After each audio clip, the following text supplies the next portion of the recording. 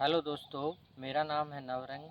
आप देख रहे हैं टिप टॉप हेल्थ और आज हम ऐसे सुपर फूड के बारे में बात करेंगे जो आपने थंबनेल देख के समझ लिया होगा।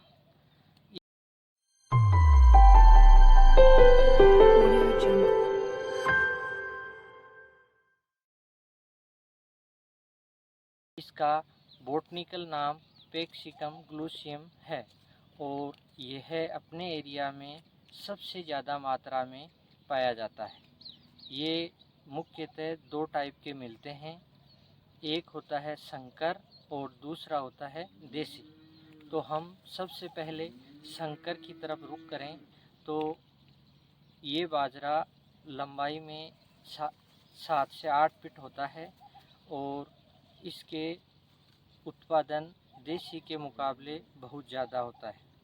इसका सिट्टा छोटी टाइप का होता है मगर उसमें दाने बहुत अधिक होते हैं और इसकी तना हम देखें तो देसी के मुकाबले मोटा होता है और लंबाई छोटी होती है, जिससे ये हवा चलती है तो आसानी से गिरता नहीं है और किसानों के लिए बहुत सही रहता है और उत्पादन भी ज़्यादा होता है। तो सबसे ज़्यादा इसी का रुख किया जाता है। किसान इसकी तरफ रुझान ज़्यादा रखते हैं क्योंकि उत्पादन ज़्यादा और कम जगह में ज़्यादा उत्पादन होता है इसका अगर अपन बीज वाला हिस्सा देखें तो ये आधे फीट के लगभग होता है मगर दानों से भरपूर होता है, वो कोई भी स्पेस नहीं होता है और इसका तना ठोस होता है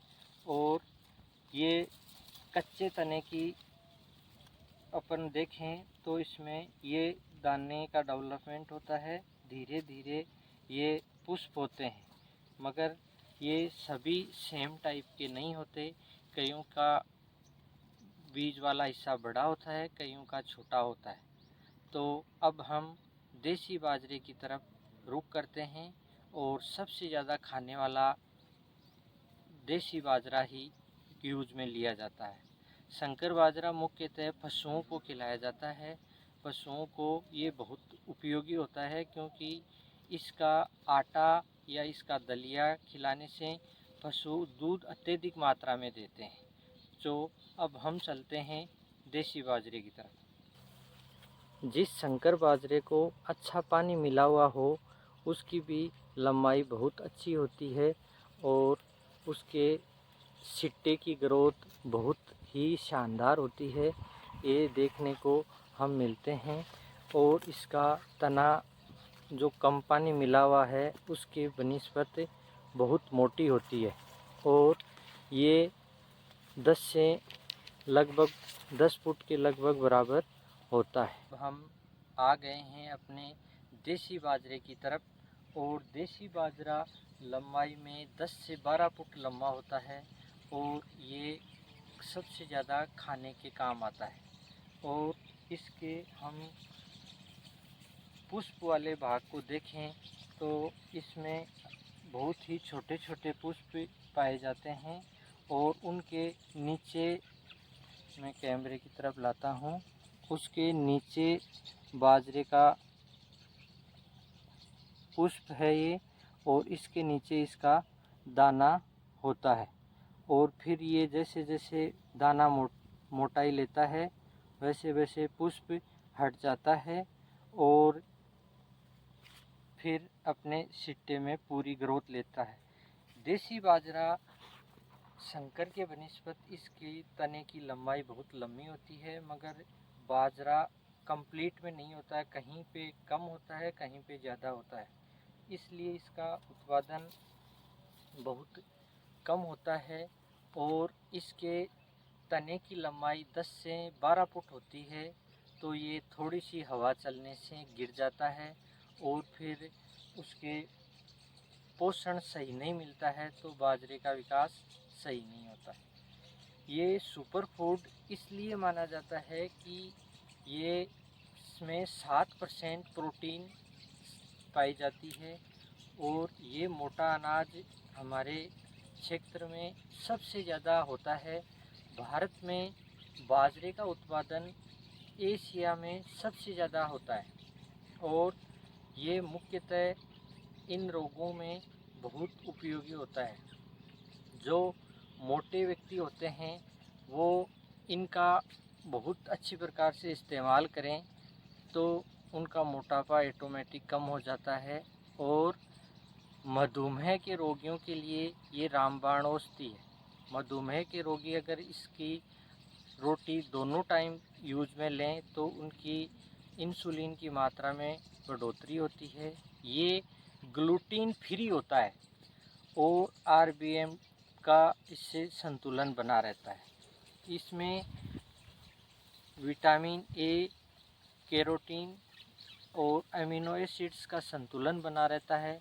अगर इसका अपन उपयोग देखें तो इसका तने का उपयोग पशुओं को चारा खिलाने में और बाजरे का उपयोग अपन इसका सबसे ज़्यादा रोटी बनाने में, खिचड़ी के माध्यम से, उपमा के माध्यम से और इसकी हमारे शेखावाटी एरिया में इसकी राबड़ी बनाई जाती है। राबड़ी इसकी दो टाइप की बनती है, एक आटे की और एक इसके दानों की, जो हमारे लिए सबसे उपयोगी होता है।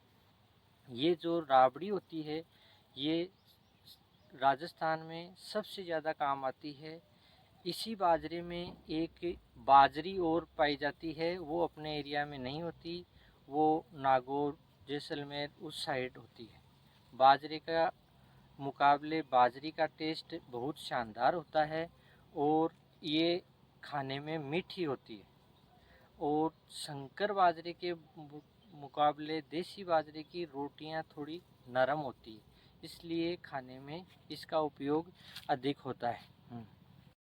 हम अगर इसके पोषक तत्वों की बात करें तो इसमें प्रोटीन सबसे ज़्यादा होती है 11% और फाइबर होता है इसमें 2.5% यानी 2.50 और कार्बोहाइड्रेट होता है इसमें 70%।